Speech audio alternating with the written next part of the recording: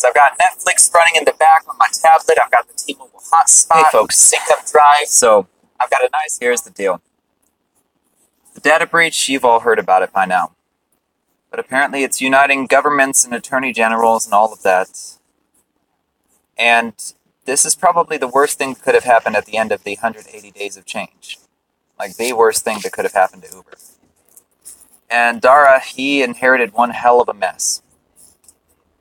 Now, one thing I could tell you right now, as far as PR goes, Uber is going to fail. They don't have a spin doctor. They don't have an adequate PR person. Their recent press releases tell me that much. I know this because that's what I do. I know exactly how to get them out of this, but the problem is they don't listen to us drivers, and they're not consulting with experienced PR professionals that know how to spin a bad situation or how to shed light where light should be shed. Now, many people are wondering, is this the beginning of the end? And I think they're focused on a smaller fight. Uber, even if they fail, worst case scenario, they liquidate and they sell to another company. Which hopefully it's not Lyft. Otherwise, Lyft would be essentially the monopoly. And Lyft is not trustworthy either. And that's the argument that's going to be posed by the Teamsters.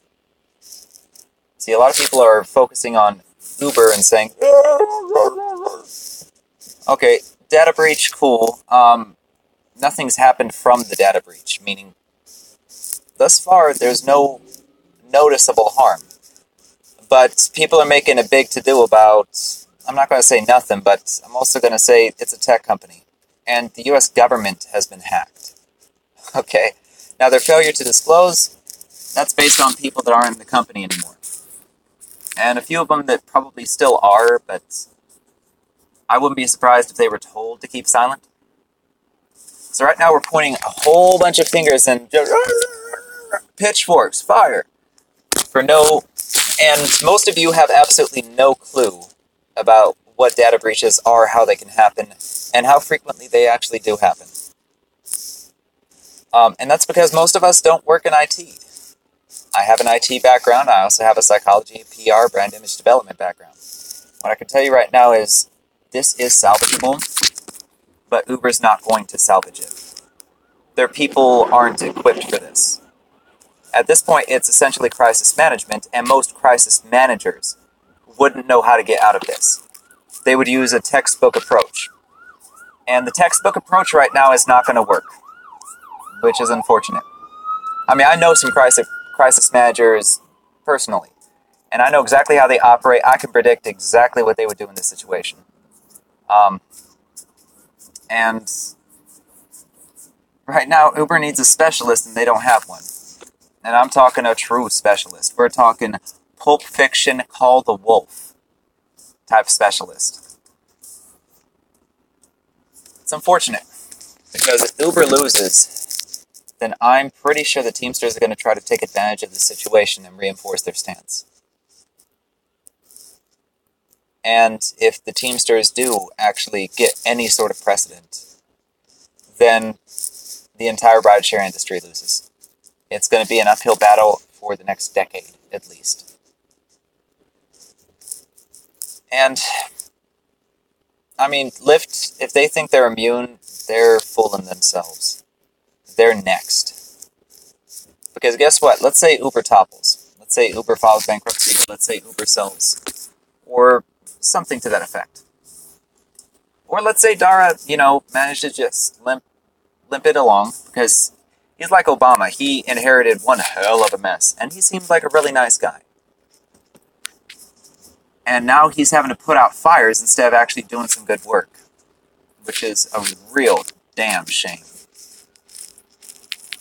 Seems good men always get stuck with fixing other people's problems. But let's say they do keep on pushing forward and chugging forward.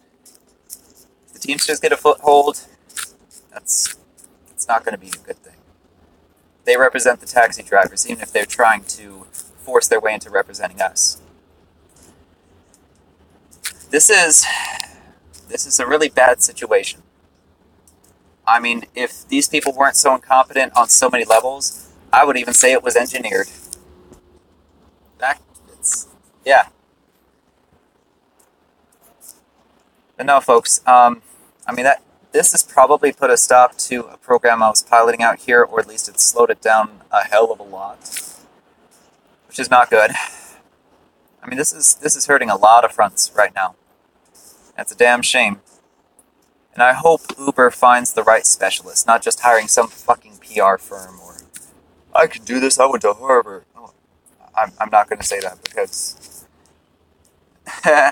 maybe one of my but they're in a really bad situation. And I don't think they have the specialist to take care of this, which means we're all going to lose. This whole 180 days of change, it's been set back 180 days. And Lyft, well, they're indiscriminate with their deactivation policies. It's just a bad market. And the only reason it's bad is it's just been horribly mismanaged. I think about this time, it's time for an emergent company to replace them. Because I don't see them taking any actionable stance.